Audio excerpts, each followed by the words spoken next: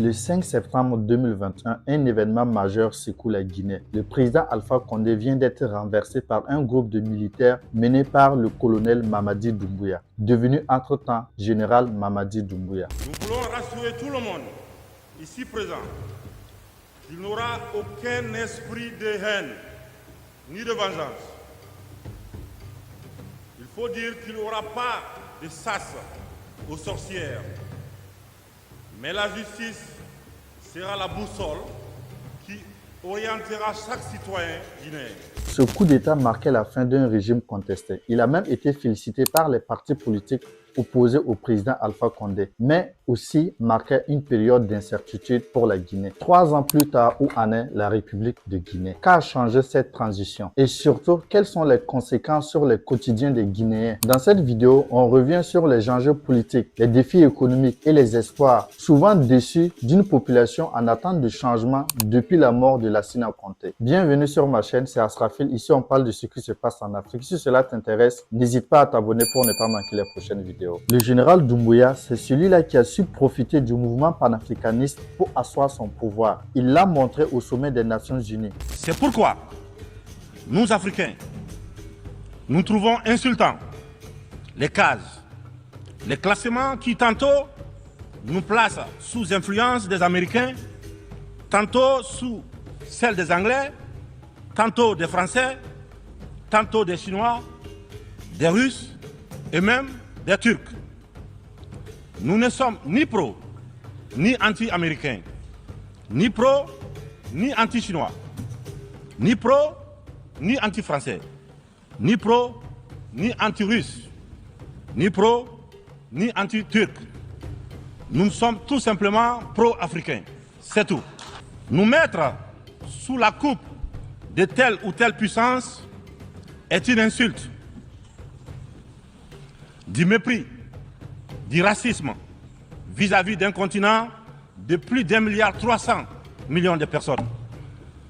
Il est important dans cette prestigieuse et influente assemblée que l'on comprenne clairement que l'Afrique de papa, la vieille Afrique, c'est terminé.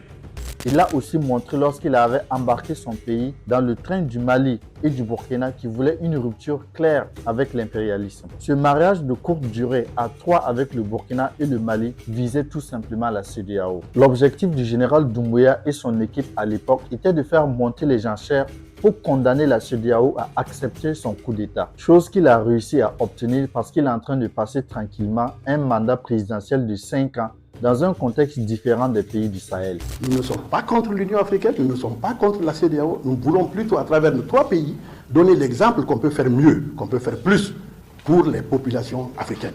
En renversant Alpha Condé, le général Mamadou Doumbouya avait promis de redonner le pouvoir au peuple. Monsieur le Président, à quand les élections libres et transparentes dans ce pays? Est-ce que vous avez un délai et serez-vous candidat? Je pense que j'ai été clair et je vais l'être aujourd'hui encore avec vous, que ni moi, ni aucun membre de cette transition ne sera candidat à quoi que ce soit. Nous allons mener la transition à bon port avec tous les Guinéens, avec l'inclusivité. Et après la transition, dès que l'Assemblée nationale est mise en place, c'est-à-dire que nous allons partir de la base au sommet, par les communales, après les législatives et présidentielles, pour permettre que le président qui viendra après ne soit pas là à vouloir s'éterniser.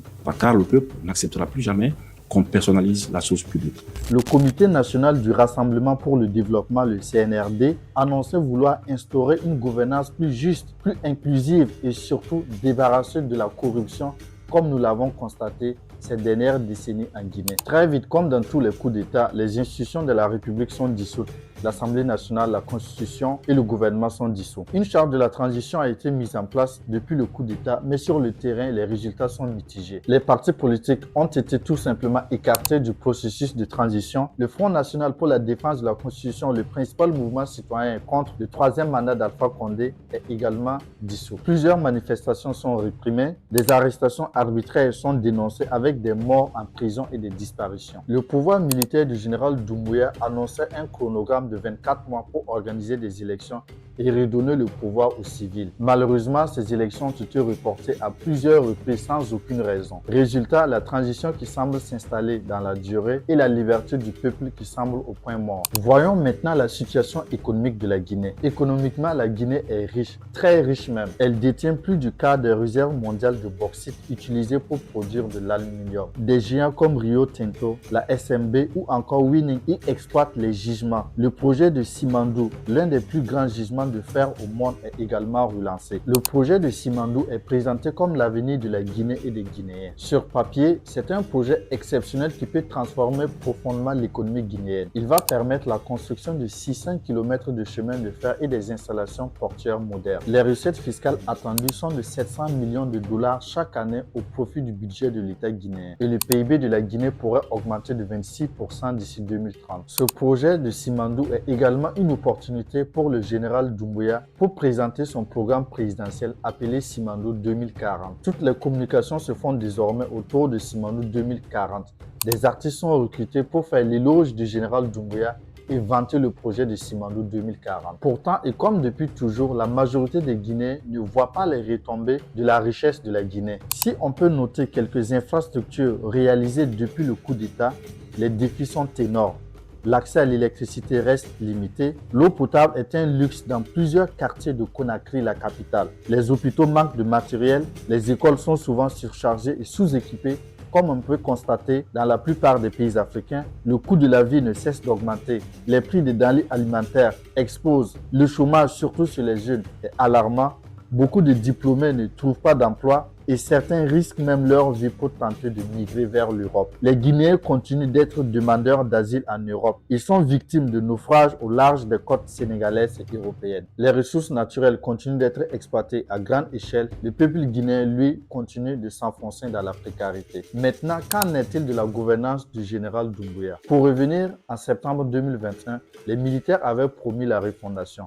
Mais concrètement, que s'est-il passé en 3 ans? Avant de poursuivre mon analyse, je demande s'il y a des Guinéens qui me suivent, je les invite à me laisser les réalisations du général Doumbouya dans les commentaires. C'est avec plaisir que je les lirai et je les partagerai avec mes abonnés. De mes recherches qui peuvent être limitées, on note peu de réformes et peu de transparence. Par exemple, le budget de l'État reste difficilement accessible au grand public. Comparativement à un pays comme le Burkina Faso, dirigé par un militaire, tout est accessible. La Cour des comptes de la Guinée est inactive. Et aussi, il me semble que la lutte contre la corruption en Guinée est sélective. On note également des grosses voitures qui sont offertes en cadeau à certains artistes qui font l'éloge du général Doumbouya et qui affirme fièrement sur les réseaux sociaux avoir reçu des voitures du généreux président général Doumbouya. Pendant ce temps, les Guinéens sont toujours dans des difficultés. Ces voitures auraient pu servir à financer la santé, l'éducation et j'en passe. Plusieurs hauts fonctionnaires ont été arrêtés, mais certains y voient des règlements de comptes politiques en vue des élections qui se préparent. Il y a également la menace pour la liberté d'expression,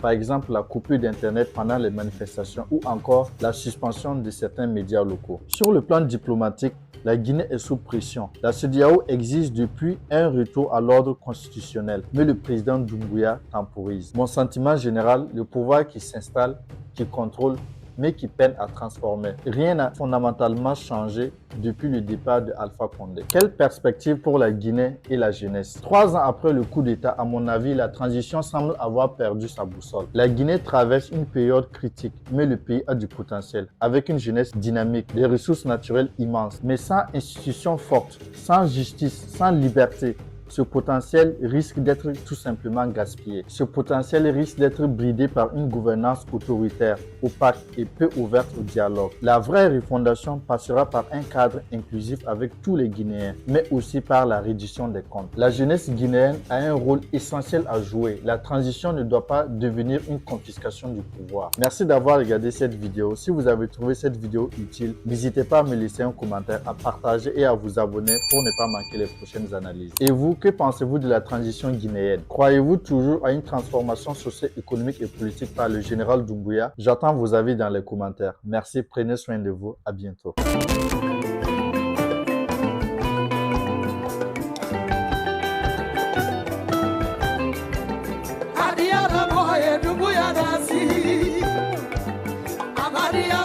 Doumbouya,